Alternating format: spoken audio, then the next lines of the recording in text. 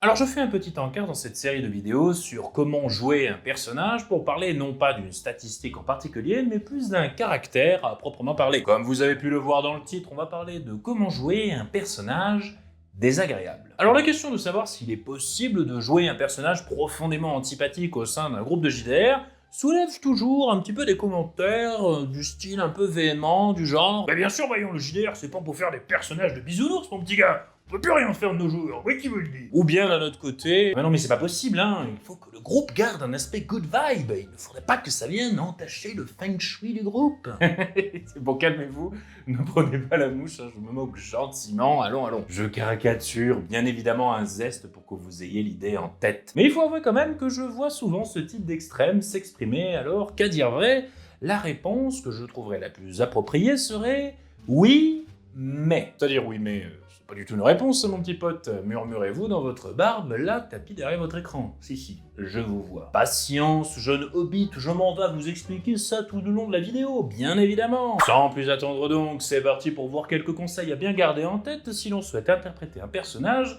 qu'il a fait tout le temps. La tête, j'entends.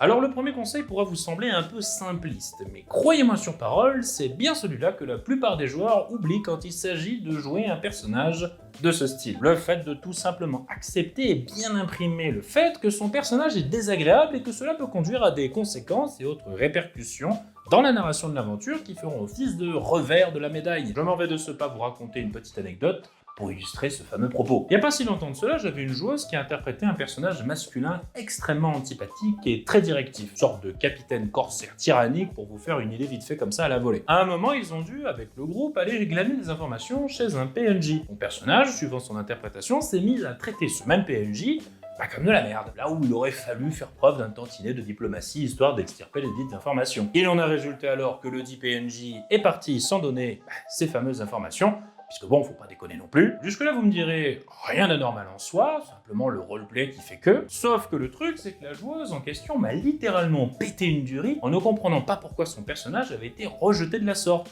Qu'elle avait perdu son temps, que si je ne voulais pas faire avancer l'histoire en tant que MJ, il fallait que je le dise, etc.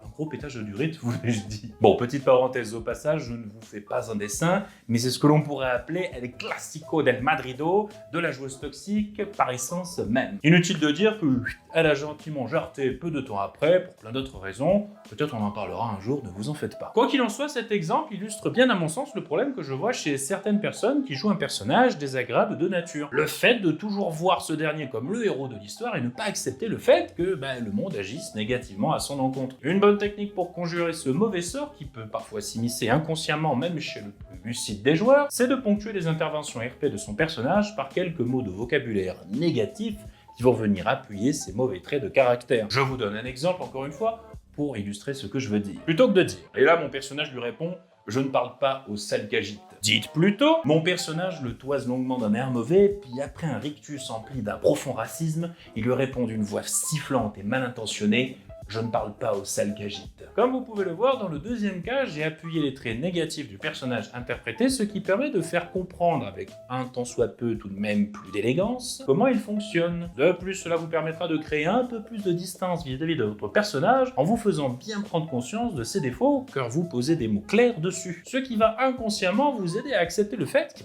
qu'il n'a pas toujours raison. En d'autres termes, voyez votre personnage d'un point de vue extérieur et essayez de décrire son aspect désagréable en partant du principe que vous aussi, vous le trouvez désagréable. Vous verrez, c'est tout un challenge à faire. Alors un autre aspect qui a une importance cruciale dans le fait d'interpréter, de jouer un personnage désagréable, c'est le fait de veiller constamment à ne pas dépasser certaines bornes. Puisque oui, comme vous le savez, le JDR est un jeu coopératif en règle générale. J'entends par là qu'il arrive très souvent, sauf quelques rares exceptions bien sûr, que le groupe de PJ avance ensemble dans l'histoire qui est proposée par le maître du jeu. Et qui dit groupe dit aussi un minimum de cohésion à avoir. Auquel cas, l'histoire n'avance tout simplement pas. En d'autres termes, si vous jouez un personnage qui va tout le temps traîner du pied pour faire quelque chose, ou bien qui va toujours aller à l'encontre du groupe, ou encore qui va tout simplement se montrer peu coopératif, voire même sympathique, vous allez plus être un poids pour la table qu'une réelle source de plus-value autant RP que HRP parlant. Ce qui veut donc dire qu'il y a des limites à déceler pour ne pas tout simplement se révéler être un poids mort pour son équipe. Car il faut bien comprendre quelque chose, le problème il réside dans le fait que si vous ne faites aucun effort pour conserver une certaine pertinence à ce que votre personnage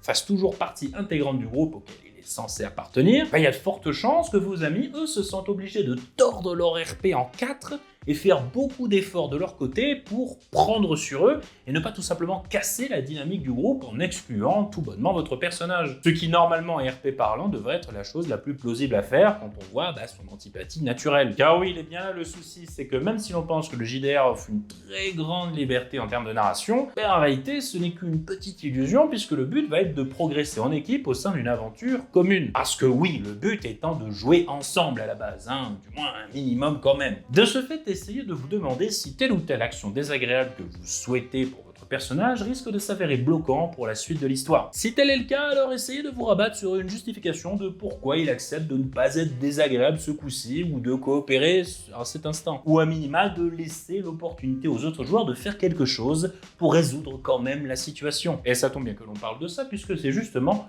le point suivant. Alors ce dernier point, c'est un peu celui qui fait toute la subtilité suprême de jouer un personnage qui n'est pas dans l'optique de coopérer, ou du moins pas sur la même longueur d'onde que le reste du groupe. Le fait de savoir laisser des ouvertures. Ce que j'entends par là, c'est qu'un personnage, même s'il est désagréable, à partir du moment où il est bien écrit, peut être amené à évoluer, à changer sa vision du monde, ou voire même à apprendre et intégrer petit à petit des valeurs qui lui étaient auparavant inconnues. Je prends comme rapide exemple un personnage que j'apprécie tout particulièrement dans la série animée Demon Slayer, Inosuke Ashibira. Au début, c'est un homme bête, rustre et sans pitié qui n'a aucune notion de comment œuvrer en équipe pour le bien commun.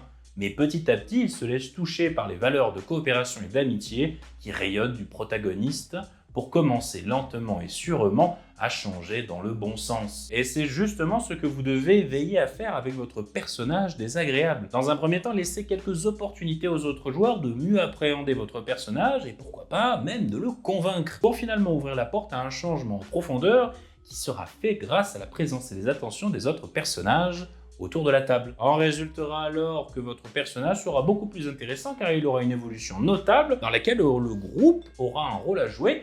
Et en plus, cela aura la grande commodité de faciliter les échanges RP autour de la table tout en évitant de bloquer l'histoire comme je vous le disais tantôt. Si l'on reprend l'exemple du personnage raciste que j'ai cité dans la première partie de la vidéo, pourquoi ne pas faire en sorte qu'il puisse être touché par les actions bienveillantes de certains membres de la race qu'il déteste, à tel point qu'il finisse par se rendre compte lui-même de ses propres a priori infondés au terme d'une évolution rondement menée. Avouez que c'est tout de même mieux que de garder un personnage têtu comme un âne batté qui aura juste marqué en bas de sa fiche « Déteste les cagites » comme seul marqueur de sa singularité. Et voilà pour ces quelques conseils pour jouer un personnage désagréable au sein de vos parties de jeux de rôle. Alors vous l'avez sans doute remarqué, mais jouer un personnage de ce style est nettement plus subtil qu'il n'y paraît. Car il faut à la fois penser au jeu, à la narration, au plaisir des autres et à la cohérence du RP si l'on veut interpréter ce dernier avec efficacité pour que tout le monde autour de la table se trouve à minima contenté. Bien évidemment, je n'essaie pas de vous décourager d'interpréter pareil personnage, comprenez-le bien. Mais ce qu'il faut bien comprendre, c'est qu'il est important de veiller à ne pas prendre vos amis en otage avec un personnage dont la présence va être forcée par l'aspect communautaire du loisir en lui-même. Quoi qu'il en soit, dites-vous bien que ce qui est intéressant dans le fait de jouer un personnage désagréable, ce n'est nullement le fait qu'il le soit, mais bien au contraire le chemin qu'il va parcourir pour changer en bien